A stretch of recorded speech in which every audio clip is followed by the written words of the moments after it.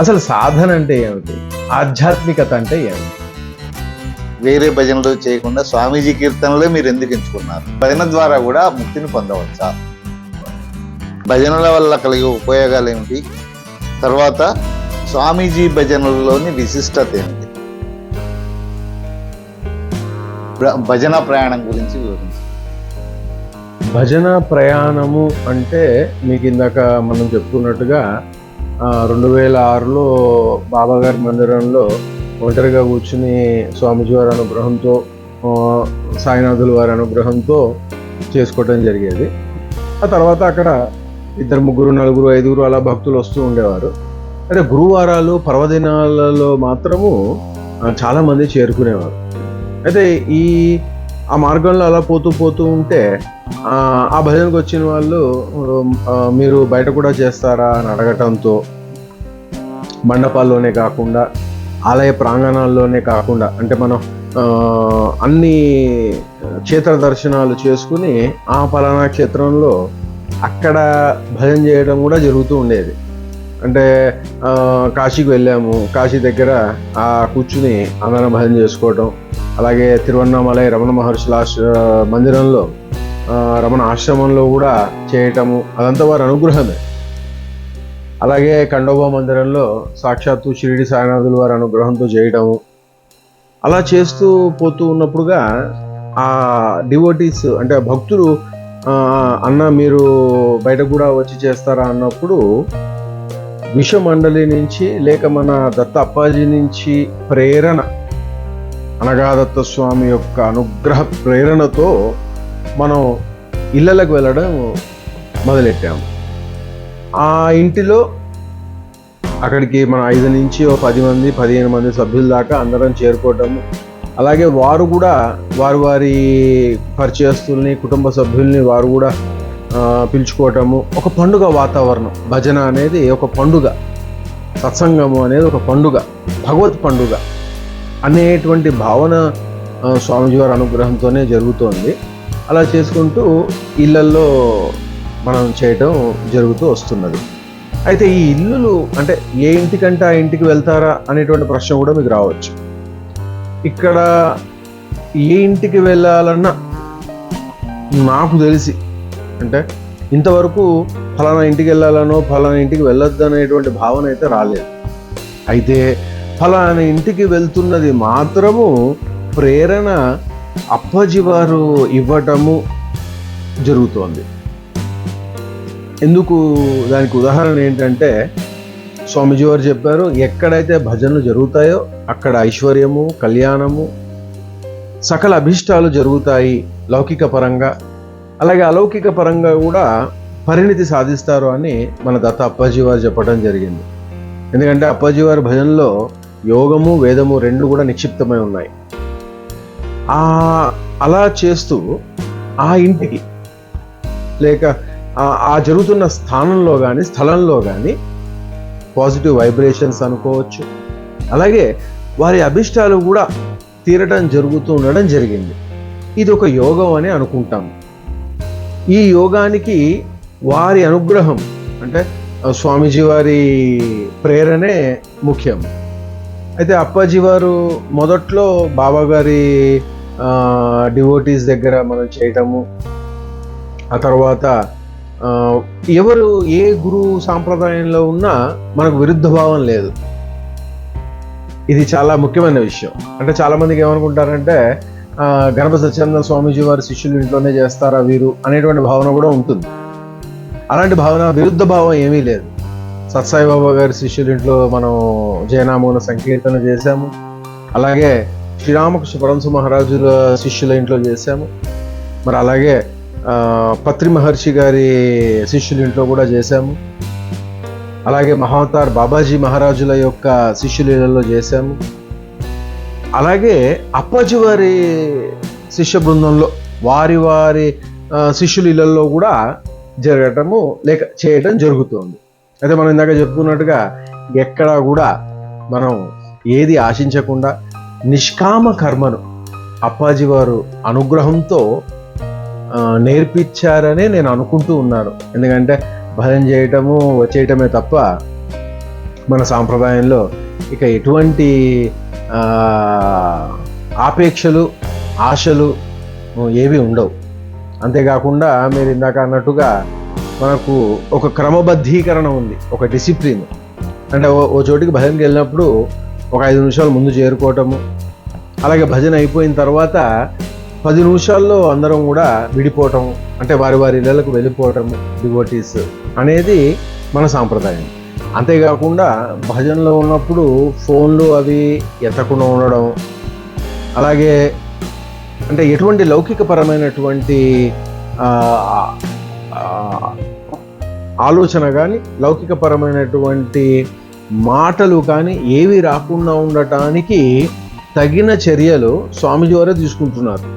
అంటే వారే చెప్తూ ఉంటారు, అప్పాజీయే చెప్తూ ఉంటారు, ఒరేయ్ అక్కడికి వెళ్ళేసి భజన చేసి నిష్కామంగా ఏమి ఆపేక్ష లేకుండా ఫలాపేక్ష ఏమీ లేకుండా భగవద్లాభం ఒకటే జరగాలి అన్న సత్సంకల్పంతో నీవు వెళ్ళి అక్కడ ఐశ్వర్యాన్ని కళ్యాణాన్ని అన్నీ కూడా నేను అనుగ్రహిస్తాను కాబట్టి వారిలో విశ్వాసాన్ని పెంచి గురు సాంప్రదాయంలో గురువుకు సేవ చేసుకో అనేటువంటి భావన అనుభవంతో ఉన్నాం కాబట్టి అలా వెళ్ళటము చేయటము జరుగుతూ ఉంటుంది. మీరు ఏ ప్రదేశాల్లో ఏ ప్రముఖ దేవాలయాల్లో భజన చేశారు? మనం ఇందాక చెప్పుకున్నట్టుగా సిద్ధక్షేత్ర గానగాపురము, సిద్ధక్షేత్ర కురువాపురము, సాక్షాత్తు తిరువన్నామలై స్కందుడు శ్రీరమణ మహర్షుల ఆశ్రమంలో, అలాగే మరి ఖండోబా మందిరంలో, పర్లి, మరి శ్రీశైలము, జిల్లేముడి అమ్మ దగ్గర, అప్ప పరమహంస అప్ప దగ్గర,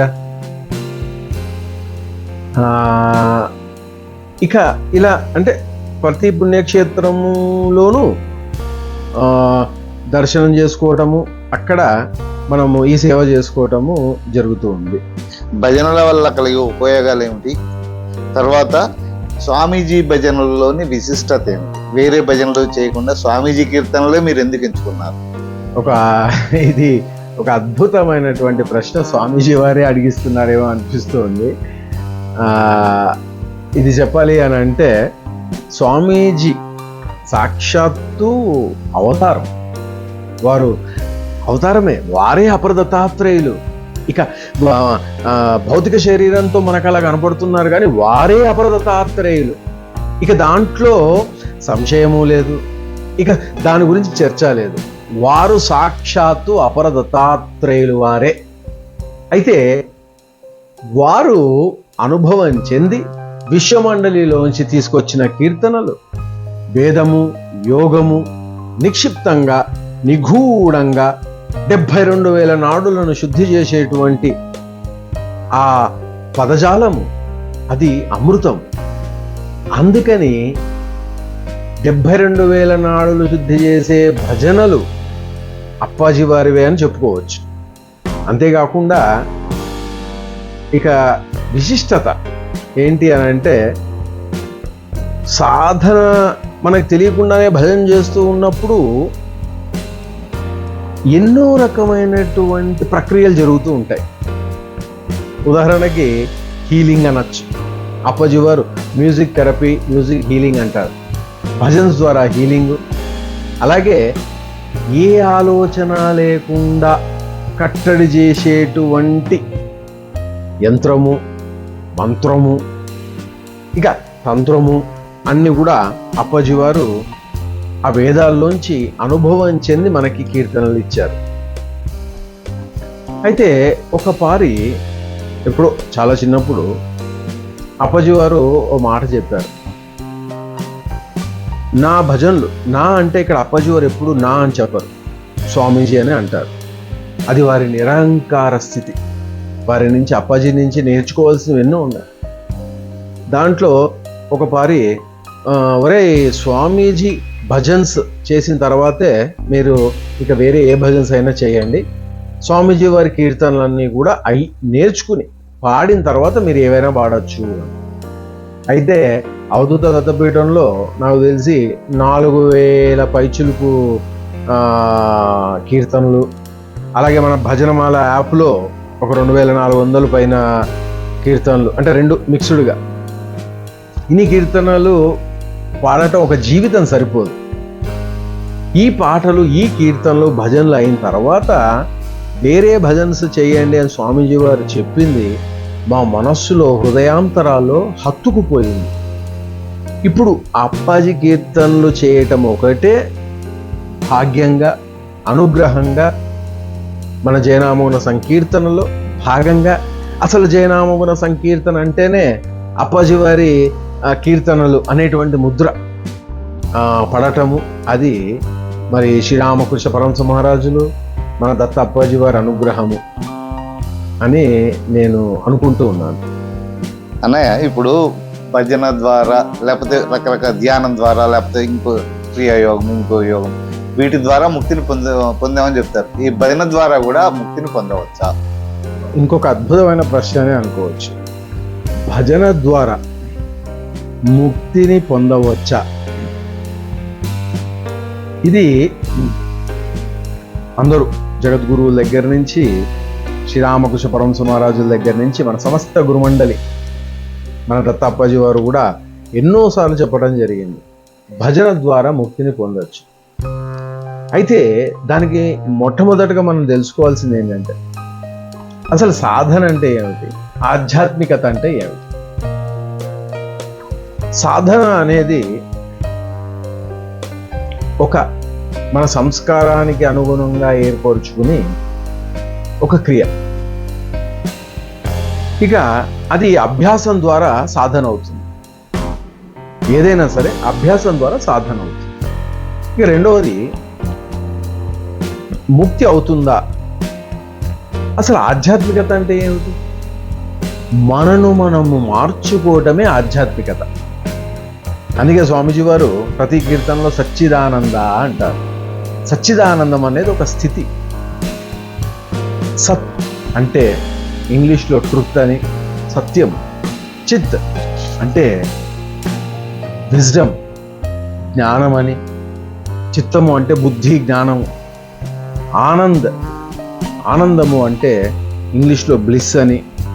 అంటే అనుభవంతో అనుభవించటమే తప్ప భాష, మాట లేనటువంటి స్థితిదే ఆనందం. చాలా మందికి సుఖానికి, సంతోషానికి, ఆనందానికి తేడా తెలియదు. అంటే మేము ఎవరిని విమర్శించట్లేదు. సుఖము, సంతోషము, ఆనందము వేరువేరు. ఈ ఆనంద స్థితి ఏదైతే ఉందో అక్కడ భగవంతుడు ఒకడే ఇవ్వగలుగుతాడు. అందుకని ఈ సచ్చిత్ ఆనంద్, సచ్చిదానంద అనే స్థితికి ఆధ్యాత్మికతను మనము పెనవేసుకుని ఆధ్యాత్మికత మార్గంలో సచ్చిదానంద స్థితిని అనుభవించటానికి మార్గమే ఆధ్యాత్మికత. ఇక ముక్తిని సంపాదించవచ్చా అంటే అంత జ్ఞానం ఉందో లేదో నాకు తెలియదు. అప్పాజీ వారు ఈరోజు ఏం చెప్పిస్తున్నారంటే, ముక్తి అంటే ఇక్కడ జీవంతో లేక మనకి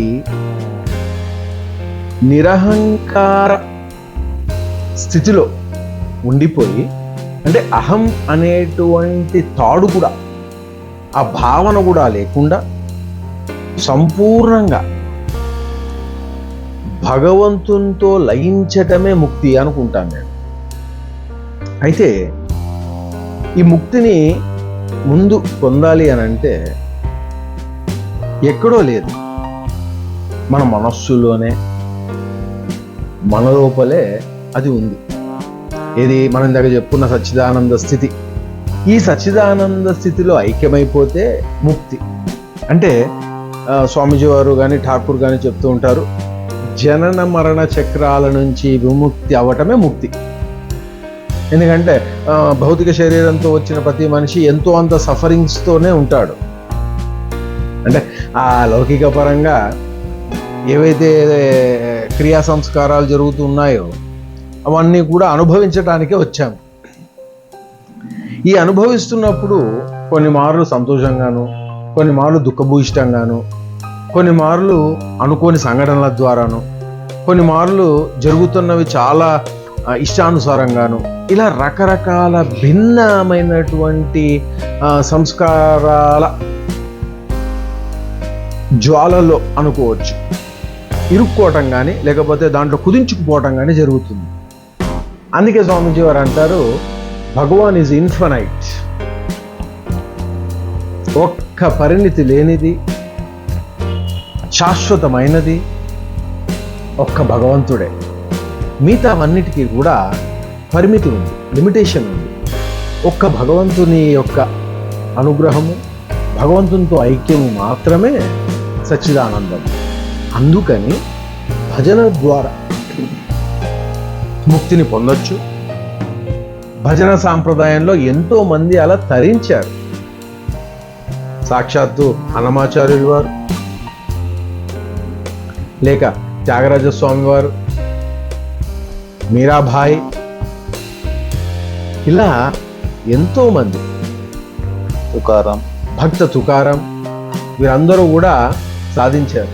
ఇక ఎంతో గొప్పగా చెప్పాలంటే మన జగజ్జనని ముద్దుబిడ్డ పరమహంస శ్రీ శ్రీ శ్రీ రామకృష్ణ పరమహంస మహారాజు భజన ద్వారానే ముక్తికి ఎంతో మందిని ముందుకు తీసుకెళ్ళి వారు చూపించారు.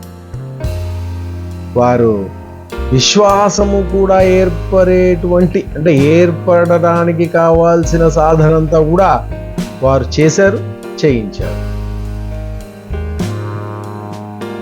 ఇప్పుడు మీరు సచ్చిదానందము, సుఖము, ఆనందము, సంతోషము, వీటికన్నిటికీ తేడాలు ఉంటాయి అని చెప్పారు. ఆ తేడాలు ఏంటి వివరిస్తారు? ఇందాక మనం అనుకున్నట్టు ఒక క్షణంలో మనస్సు వికల్పమైపోతూ ఉంటుంది ఒక్కొక్క పారి. అంటే అసలు సంకల్పము వికల్పము లేకుండా ఉండటమే శాశ్వత ఆనందం. అంటే మా స్వామీజీ వారు నేర్పించిన దాంట్లో నాకు లేక మనకి అనుభవం అవుతున్నది. ఏదైతే క్షణికంగా ఉంటుందో అది మన సుఖం అనుకోవచ్చు. ఎందుకంటే మనస్సు పరిభ్రమిస్తూ ఉంటుంది. అది ఎలా తిరుగుతూ ఉంటుంది? మనస్సు ఒక ఆబ్జెక్ట్ కానీ, గతంలోకి కానీ, లేక భవిష్యత్తులోకి కానీ, అంటే ఒక వ్యక్తి కానీ, వ్యక్తికి సంబంధించిన వస్తువులో కానీ, గతంలోకి కానీ, లేక భవిష్యత్తులోకి కానీ ఎప్పుడు ప్రయాణం చేస్తూనే ఉంటుంది.